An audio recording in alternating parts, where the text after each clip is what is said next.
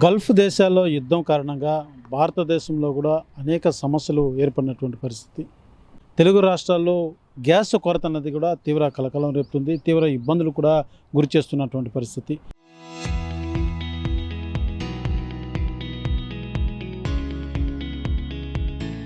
రోజు రోజుకు కూడా రేపు గ్యాస్ వస్తుందో రాదన్నటువంటి పరిస్థితులు నెలకొన్నాయని చెప్పాలి.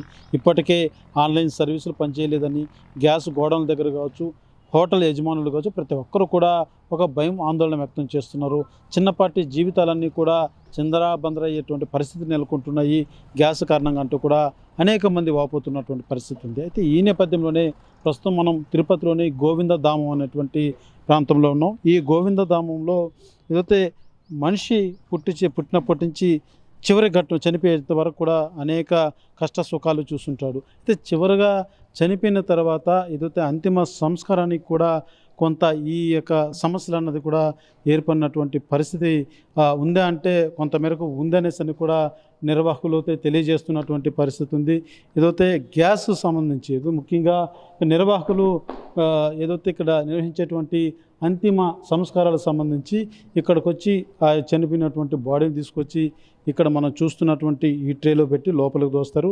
లోపల పూర్తిగా కూడా ఈ గ్యాస్ విధానంతో ఆ యొక్క బాడీని అంతా కూడా బర్న్ చేసేటువంటి పరిస్థితి ఉంటుంది. అయితే తిరుపతిలో ఉన్నటువంటి ఈ గోవిందధామంలో ఏదైతే సహజంగా మరణించేటువంటి మరణాలే కాకుండా గుర్తు తెలియనటువంటి శవాలు కావచ్చు, అనేకమైనటువంటి డెడ్ బాడీస్ అన్నీ కూడా ఈ గోవిందధామంకి వస్తూ ఉంటాయి. అయితే ఇక్కడ ఈ యొక్క దహన క్రియలకు సంబంధించి కూడా ఈ గ్యాస్ విధానంతో పూర్తిగా కూడా ఈ యొక్క దహన కార్యక్రమాలు అనేది కూడా నిర్వహిస్తూ ఉంటారు. అయితే ప్రస్తుతం మనతో పాటు నిర్వాహకులు ఉన్నారు. ఏదైతే ప్రధానంగా గ్యాస్ కొరత సంబంధించి వీరికి ఎటువంటి పరిస్థితులు ఉన్నాయో ఒకసారి తెలుసుకునేటువంటి ప్రయత్నం చేద్దాం. మేడం చెప్పండి, అయితే ఏదైతే ఇప్పటికే గ్యాస్ కొరత సంబంధించి మీ దగ్గర స్టాక్ ఎంత ఉంది, అయితే గతంలో ఎంత ఉండేది, ఇప్పుడు ఈ ఉన్నటువంటి క్రైసిస్ నేపథ్యంలో మీరు ఇప్పటికే అధికారులు కూడా కొంత సమస్యల అయితే దృష్టి తీసుకెళ్ళినట్టుగా కూడా తెలిసింది.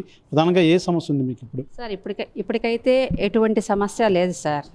ఎందుకంటే మొన్న 12వ తేదీ కమిషనర్ గారిని కలవడం జరిగింది. కమిషనర్ గారు వచ్చి జేసీ గారిని, డిఎస్ఓ గారిని కలవమని చెప్పినారు. వాళ్ళకి మేము రిక్వెస్ట్ ఇవ్వడం జరిగింది. వాళ్ళు కూడా చాలా పాజిటివ్గా సానుకూలంగానే స్పందించి ఎటువంటి ఇబ్బంది లేకుండా చూస్తామని హామీ ఇవ్వడం జరిగింది. ఇప్పటి వరకైతే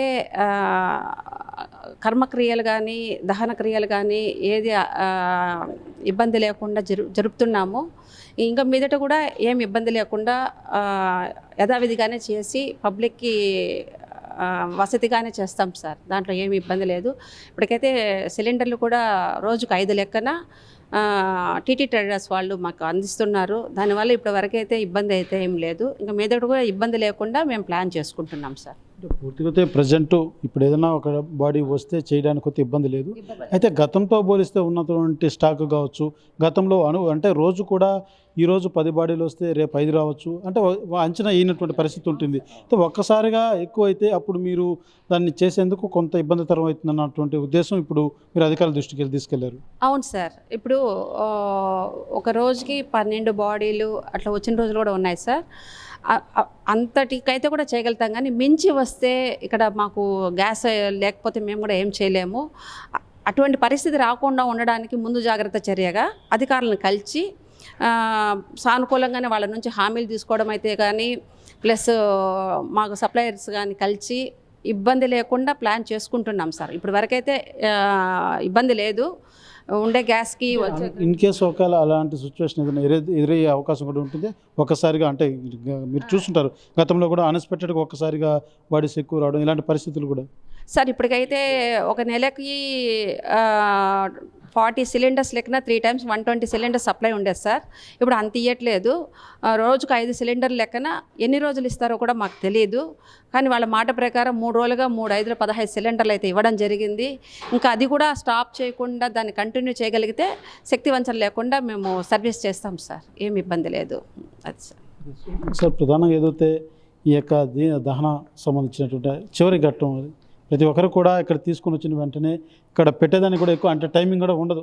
వచ్చినటువంటి వారు ఒప్పుకోరు, ఎందుకంటే అది చేసేటువంటి కార్యక్రమం అటువంటిది. అయితే ఇప్పుడు ఈ పరిస్థితుల్లో ఇన్ కేస్ ఏదైనా ఒక్కసారిగా ఏదైనా వస్తే అలాంటి ఇబ్బంది ఎదురైతే మీరేమైనా ఊహించగలుగుతున్నారా? అంటే ఉన్న పరిస్థితులు మీరు బయట చూస్తున్నటువంటిది కావచ్చు, ఇప్పుడున్నటువంటి వాతావరణం కావచ్చు.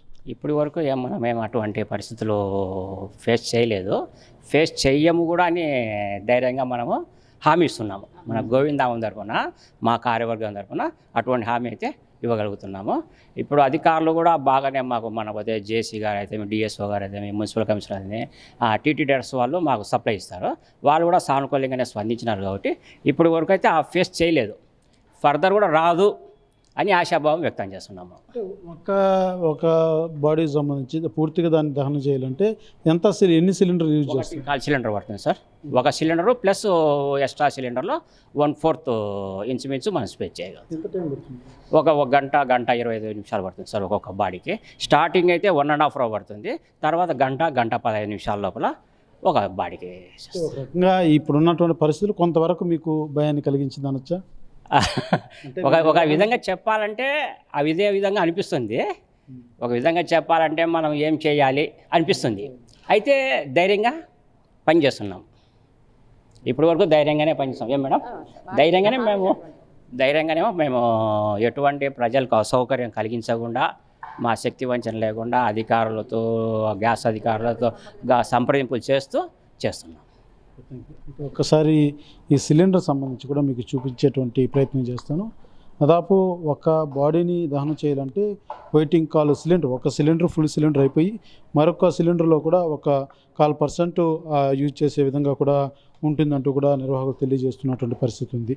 అయితే ఈ ముఖ్యంగా దహన క్రియలకు సంబంధించి ఇక్కడ తీసుకొని వచ్చినటువంటి బాడీలను ఏదో కొంత వెసులుబాటు లేకపోతే మరో ప్రత్యామ్నాయం చూపేదానికి అవకాశాలు ఉండవు. ఎందుకంటే ఇప్పుడు ఇళ్లలో వండుకునేందుకు వంటకు గ్యాస్ సిలిండర్ లేదంటే కట్టెల పొయ్యి మీద కాల్చుకునేదానికి వండుకునేదానికి అవకాశాలు ఉంటాయి.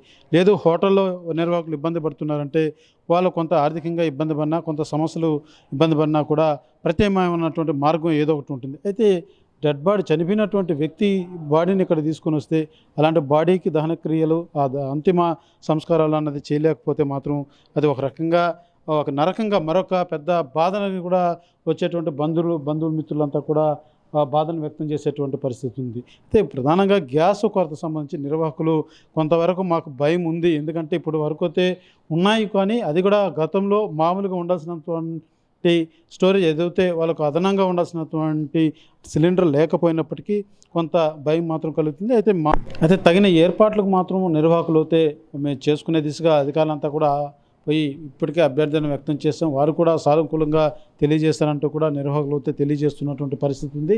అయితే ఊహించినటువంటిది అంటే ప్రతిరోజు కూడా ఎంతమంది చనిపోతారో, ఈరోజు ఒకరు చనిపోవచ్చు, రేపు 2 చనిపోవచ్చు, ఎల్లుండి 10 మంది చనిపోవచ్చు. అలాంటివన్నీ కూడా ఒక్కసారిగా వస్తే మాత్రం కొంత ఇబ్బందులు అయినటువంటి పరిస్థితులు ఎదురవుతాయి. ఎందుకంటే చనిపోయిన తర్వాత ప్రతి ఒక్కరు కూడా బంధుమిత్రులు కావచ్చు, వీరంతా కూడా ఒక శ్లోక సంద్రంలో ఇక్కడికి వస్తారు. అలాంటి వారిని ఇక్కడ తీసుకొని వచ్చిన తర్వాత ఇప్పుడున్నటువంటి పరిస్థితులు ఏదైతే గ్యాస్ లేదనో మరో ఇంకొక కారణంతో ఆ బాడీని ఇక్కడ పెట్టుకోలేము కదా, అలా పెట్టుకుంటే మరింత తీవ్ర స్థాయిలో కూడా వాళ్ళు మనోవేదన గురయ్యేటువంటి పరిస్థితులు కూడా ఉంటుంది.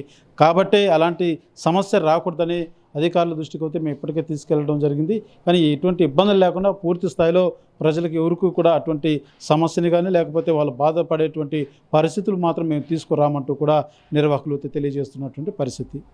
కెమెరా పర్సన్ కోటితో సురేష్, RTV, గోవిందధామ.